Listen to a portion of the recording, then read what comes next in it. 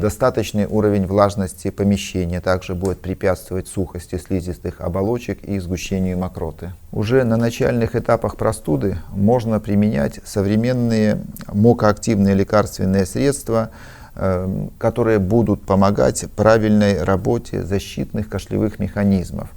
И здесь речь идет в том числе о современных комбинированных фитотерапевтических средствах, которые специально разработаны для любых видов кашля, воздействующих на разные механизмы формирования кашлевого синдрома, с одной стороны, и с другой стороны, обладающие высоким профилем безопасности.